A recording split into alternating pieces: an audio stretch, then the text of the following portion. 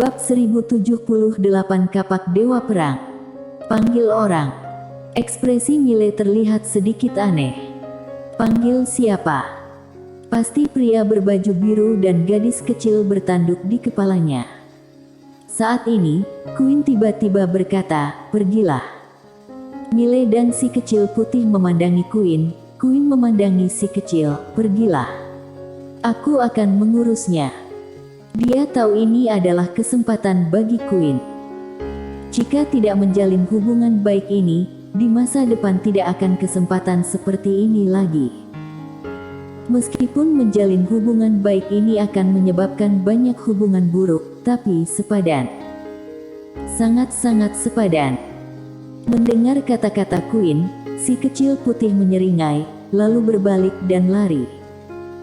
Mile memandang Queen tanpa ekspresi, "Kalian pergi dulu." Mile ingin mengatakan sesuatu lagi, tetapi Amu dengan cepat menghentikannya, "Ayo pergi." Setelah berbicara, dia menarik Mile pergi, dan menghilang di kejauhan setelah beberapa saat. Setelah Mile dan Amu pergi, Queen berbalik dan melihat tidak jauh. Di sana entah sejak kapan muncul seorang pria yang terlihat seperti biksu. Pria mengenakan jubah biksu, tangan kirinya memegang seuntai biji tasbih. Zara Abu. Orang ini adalah Super Master nomor 1 di Mansion Baka. Zara Abu memandang Queen, dan berkata dengan ringan, "Nona Queen, apa kabar?" Queen tertawa dan berkata, "Zara Abu, kekuatanmu sudah meningkat pesat." Zara Abu menggelengkan kepalanya sedikit, masih belum bisa mencapai garis itu. Queen berkata dengan ringan, "Alam itu, dari dulu sampai sekarang, hanya sedikit orang yang mampu mencapainya." Zara Abu memandang Queen, "Sekarang, apakah ada orang di dunia ini yang telah mencapai alam itu?" Queen mengangguk, "Ada, bahkan banyak." Zara Abu sedikit mengernyit, "Banyak." Queen sedikit mengangguk, "Yang aku tahu ada 5 orang." Zara Abu terdiam. Queen memandang Zara Abu, "Apakah kamu tidak ingin tahu siapa aku?" Zara Abu menggelengkan kepalanya, "Tahu atau tidak, apa gunanya?" Queen memandang Zara Abu, "Kamu salah. Bagi kamu dan Mansion Baka, sangat berarti." Zara Abu menatap Queen, "Mohon petunjuknya, Nona Queen." Queen menoleh dan melihat ke kejauhan, lalu berkata, "Si kecil yang baru saja mengambil harta karun Mansion Baka kamu, apakah kamu tahu apa itu?" Zara Abu berkata pelan, "Leluhur spiritual." Queen mengangguk, "Benar. Ini adalah leluhur spiritual terakhir di alam semesta 5 dimensi."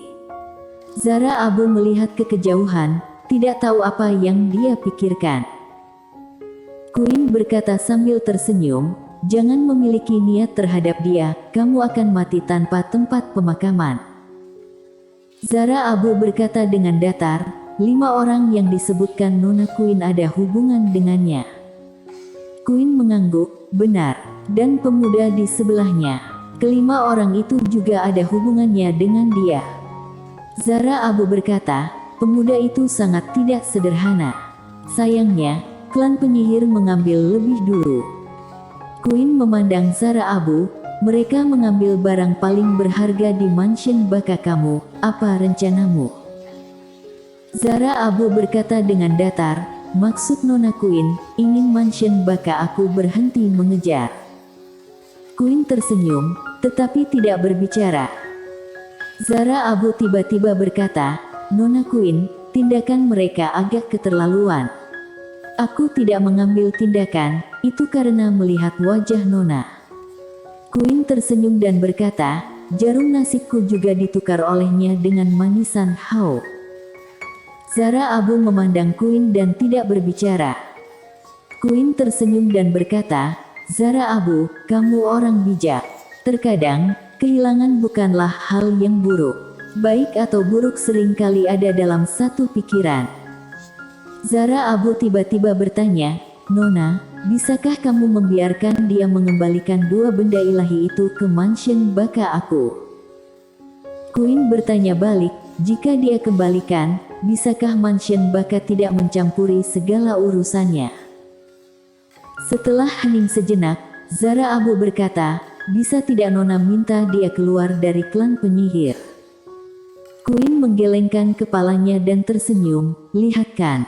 Meskipun dia tidak mengambil dua harta karun Mansion Baka kamu akan tetap mengincar dia karena identitasnya, kan? Zara Abu terdiam. Queen sedikit tersenyum, aku bicara sampai di sini, aku tidak ingin mengatakan apa-apa lagi. Hari ini, lihat wajah Queen aku dan jangan bertindak. Setelah berbicara, dia berbalik dan pergi. Di belakangnya, Zara Abu tiba-tiba berkata, bagaimana jika kami ingin bertindak? Queen berhenti dan menoleh ke arah Zara Abu, aku akan membuat klan surgawi menghilang dari dunia ini lebih awal. Jika tidak percaya, coba saja. Setelah berbicara, dia berbalik dan pergi. Klan surgawi. Zara Abu terdiam. Queen berbicara tentang klan surgawi, bukan Mansion Baka. Dia secara alami mengerti apa artinya. Queen. Seberapa kuat wanita yang dulunya begitu misterius ini? Tidak ada yang tahu. Di tempat, Zara Abu tetap diam. Saat ini, seorang pria paruh baya tiba-tiba muncul di depan Zara Abu. Orang ini adalah Dewa Langit zaman sekarang dari klan Dewa Langit, David Hao. Zara Abu memandang David Hao. David Hao terkekeh dan berkata, Nona Queen yang gila. Zara Abu berkata dengan ringan, kamu merasa dia tidak memiliki kekuatan ini. David Hao terkekeh, dia jelas tidak lemah, tapi dia mungkin sedikit meremehkan kita. Zara Abu berkata, harus memberi wajah padanya. David Hao mengangguk, jika wanita ini benar-benar berpihak pada klan penyihir, itu akan sangat buruk bagi kita. Saat berbicara, dia melihat ke kejauhan, dengan sudut mulutnya sedikit terangkat, mereka pergi ke klan Sangsi kuno. Aku ingin lihat apakah orang-orang dari klan Sangsi kuno akan memberi wajah pada Queen. Di ujung jarak, Queen berhenti tiba-tiba, dia menoleh dan melirik, dengan sedikit jijik di sudut mulutnya, meremehkanmu. Sekelompok semut 5 dimensi, apa yang pantas aku pandang tinggi. Setelah berbicara, dia menghilang. Setelah beberapa saat, si kecil putih membawa Amu dan Mile ke klan Sangsi kuno. Tempat tinggal klan Sangsi kuno tidak sebagus istana Raja Dewa Langit dan Mansion Baka, mereka tinggal di hutan lebat dan sangat primitif. Si kecil putih tampaknya telah menemukan sesuatu, dan sedikit bersemangat. Dia berlari dengan cepat, setelah beberapa saat, dia sampai di sebuah gua. Tepat saat dia akan memasuki gua, tiba-tiba kekuatan yang kuat menyerangnya. Pada saat ini, Queen muncul di sebelah si kecil putih, dan dengan lambaian tangan kanannya, kekuatan dahsyat itu menghilang tanpa jejak. Queen menoleh. Di sana datanglah seorang pria, pria ini bertelanjang dada dan tangannya memegang kapak besar. Dia melihat Queen, tanpa mengucapkan sepatah kata pun, dia melompat dan menebas Queen dengan kapak. Queen melambaikan lengan bajunya. Boom! Kapak besar di tangan pria itu langsung meledak, dia langsung mundur belasan kaki berturut-turut, dan akhirnya menabrak dinding gunung dengan keras. Pada saat ini, jejak keseriusan muncul di mata pria itu. Namun, dia hendak bergegas ke arah Queen lagi. Saat ini, tiba-tiba terdengar suara dari samping, berhenti. Mendengar suara ini, pria itu mundur selangkah dengan hormat. Queen melihat ke kiri, di sana seorang pria berjalan perlahan. Pria itu mengenakan kulit binatang, dengan rambut panjang menutupi bahunya, dan ada pandangan mendominasi di antara alisnya. Orang ini tidak lain adalah Thomas Gu, ketua klan Sangsi kuno saat ini. Thomas Gu berjalan ke depan Queen, Nona Queen, apa kabar? Queen mengabaikan Thomas Gu, dia melihat si kecil putih di depannya. Si kecil itu mengedipkan mata dan menunjuk ke Queen, lalu menunjuk ke Thomas Gu, kaki kecil melambai. Queen tersenyum dan berkata, "Jika kamu benar-benar menginginkannya, masuk dan ambillah. Aku di sini, tidak ada yang bisa menyakitimu." Si kecil putih menggelengkan kepalanya, dia berbalik dan terbang di depan Mile, lalu menunjuk ke Mile, cakar kecilnya melambai dengan ringan. Mile memandang Queen, Queen berkata dengan suara dalam, dia bilang dia akan pergi. Harta karun itu, sudah dia tingkatkan kekuatannya. Kamu bisa menggunakannya dulu, tapi tidak boleh sakiti mereka. Jika mereka ingin pergi, kamu tidak boleh menghentikannya. Jika mereka tidak ingin pergi, dia akan datang mencarimu lagi di masa depan, kemudian meningkatkan kekuatan mereka lagi dan bantu mereka meningkatkan diri. Mile membeku, lalu mengangguk, "Baik." Pada saat ini, harta karun di tubuhnya tiba-tiba terbang keluar, dan sedikit bergetar, seolah mengungkapkan sesuatu. Si kecil menyeringai dan melambaikan cakarnya. Energi ungu yang tak terhitung jumlahnya menyelimuti benda ilahi ini, sementara itu dirinya langsung menjadi ilusi.